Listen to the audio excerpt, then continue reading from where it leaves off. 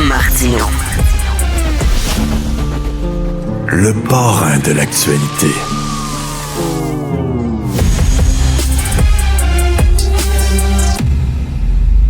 Je suis extrêmement réticent. Gants blancs jusqu'aux épaules, je peux comprendre. Mais à travers tout ça, il reste que l'industrie locale du commentaire est étonnamment muette. Joseph Facal. Et Joseph et moi, on n'est pas des grands fans du Parti libéral du Canada et de Mark Carney. Et on se dit, cette campagne-là va mal finir parce qu'on s'en va vers une victoire des libéraux. Ça finit mal. Et là, on s'est dit, on va parler de films qui finissent mal. Joseph, parce que habituellement, des films, ben, ça finit bien. T'as un happy end. Les gens sortent de la salle de cinéma, le sourire aux lèvres. Mais il y a des grands films qui finissent mal, oui. Richard, dans la tragédie grecque, les humains n'échappent pas à leur destin et sont les artisans de leur propre malheur. Ben, c'est exactement ce qui est en train de se passer. Check bien, les libéraux vont rentrer comme des balles et très rapidement, les gens auront des regrets, vont avouer à mots couverts dans les soupers au moment de la troisième bouteille. J'aurais donc pas dû. Parce qu'évidemment, tu sais, Trump, c'est une crise passagère, tandis que 4 ans de la gang à Carney-Trudeau, ça, c'est comme 4 ans chez le dentiste. Ça va être longtemps. Le grand film avec la mauvaise fin, c'est bien sûr La planète des singes. Et là, je ne parle pas du remake horrible de Tim Burton. Je parle du film original 1968. Des astronautes s'en vont sur une planète qui est dominée par des singes et finalement découvrent que cette planète-là, ben, c'était la Terre, mais dans l'avenir, et qu'on a tout fait sauter. Et la fameuse scène finale, Joseph, qui est un classique des classiques, quand il se promène sur la plage, et là, il dit « They did it, damn, they did it ». Et là, la caméra recule et tu vois la Statue de la Liberté jusqu'à mi-corps dans le sable et tu comprends que il y a eu une guerre nucléaire. C'est génial, cette fin-là. C'est génial. Tu te rappelles, il est à cheval sur le sable, il est filmé du haut de la falaise et en arrière de lui, il y a une fille absolument magnifique et elle a un bikini étonnamment sexy pour une fille qui est persécutée dans la clandestinité. Mais bon, là, évidemment, il lâche « God damn it, they finally did it ». Et je m'excuse, Richard, si nous avons, toi et moi, divulgaché, mais comme le film a maintenant plus d'un demi-siècle, je pense qu'on est correct, là. C'est un grand film et j'avoue que moi qui me fais toujours un malin plaisir de voir venir les fins, ben celle-là, évidemment, j'étais jeune, j'étais kid, j'avoue qu'elle m'a surpris et c'est un merveilleux film. Je vais peut-être t'apprendre quelque chose. Peut-être que tu le sais aussi. C'est inspiré d'un roman de Pierre Boulle. Oui. Et un écrivain français. Et Pierre Boulle qui avait écrit aussi... Le pont de la rivière Kouai. Le pont de la rivière Kouai, exactement. Tu le savais. Donc, mais tu sais que le pont de la rivière Kouai et de la planète des singes, tu sais, on dit toujours qu'à l'école, aujourd'hui, les enfants ne lisent plus. Ben moi, j'avais des profs qui nous donnait une liste de romans et nous disait « Vous choisissez le roman que vous voulez là-dedans ». Et c'est comme ça que j'ai découvert Pierre Boulle, La planète des singes, Le pont de la rivière Kouai. C'était une sélection de livres par un prof de littérature il y a longtemps.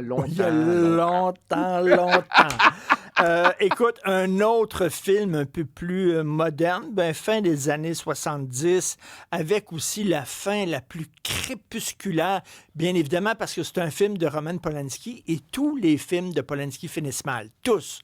Et là, c'est le grand film américain Chinatown. Alors, c'est un des plus grands films d'un des plus grands cinéastes et c'est un des meilleurs polars de tous les temps.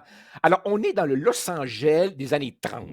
Et comme la ville connaît un boom économique terrible, l'accès à l'eau potable devient un enjeu. Et là, tu as des rivalités meurtrières entre oligarques économiques et les fermiers du coin.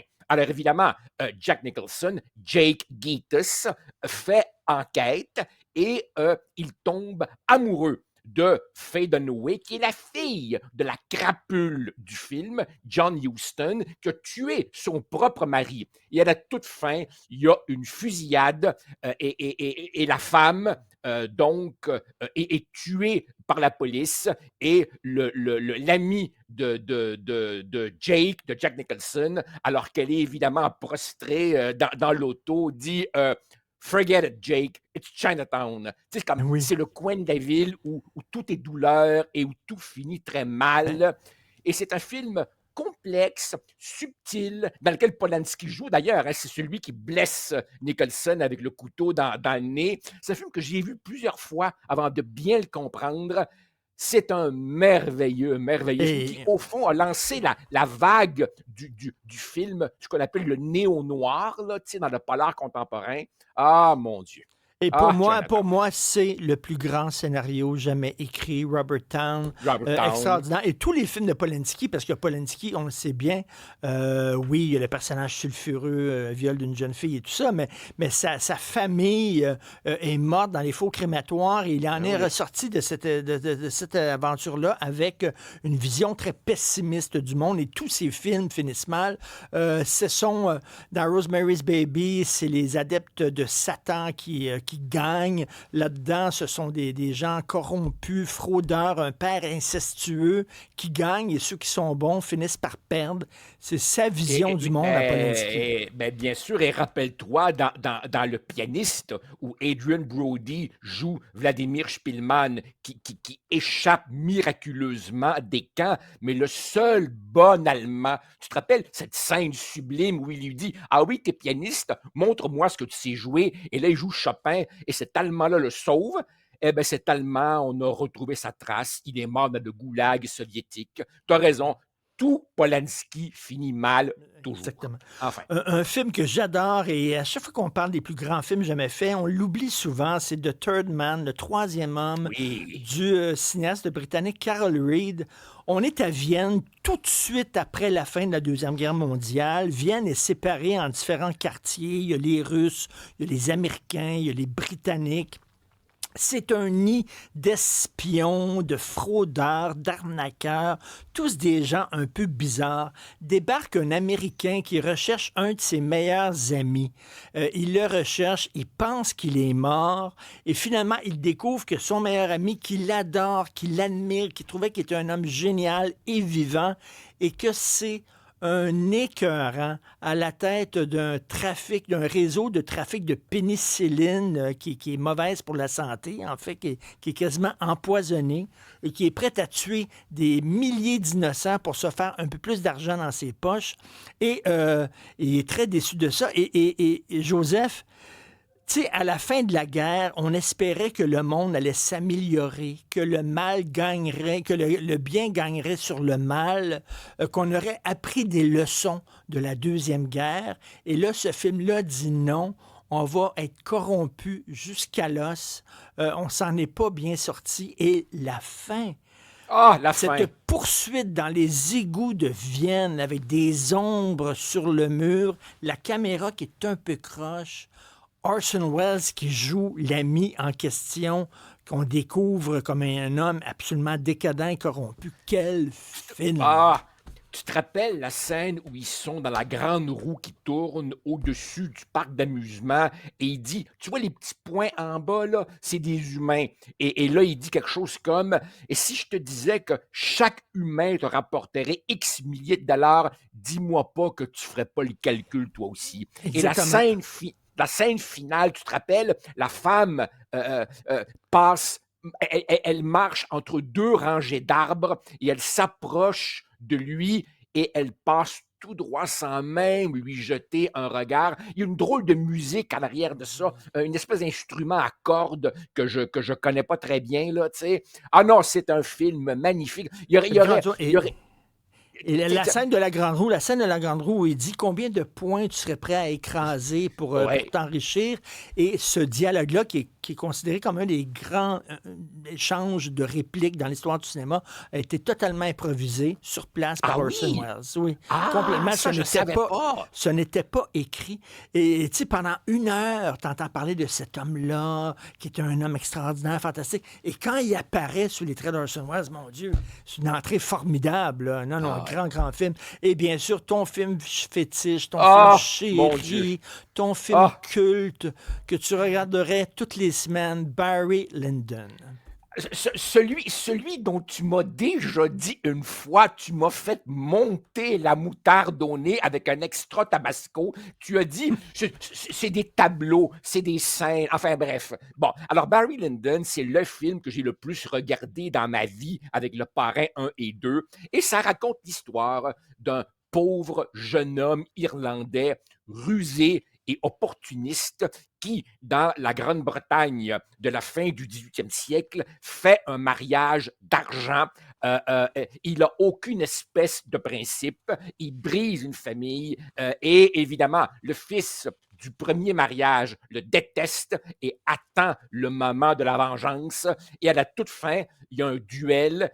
Il perd la jambe et il retourne dans la pauvreté de laquelle il est issu. Alors évidemment, que n'a-t-on pas dit sur ces éclairages à la bougie, sur cette esthétique qui essaie de recréer les grands tableaux des grands portraitistes britanniques de la fin du 18e. Moi, c'est un film que je trouve hypnotique. C'est un des plus grands films que j'ai vus, qui trouve le moyen de rendre sympathique une crapule. Et je dois te dire que, fan comme je suis, j'ai lu le livre duquel c'est tiré, et le livre de William Makepeace Thackeray est vraiment très, très décevant. Voici un rare cas d'un livre médiocre duquel est issu un très grand film.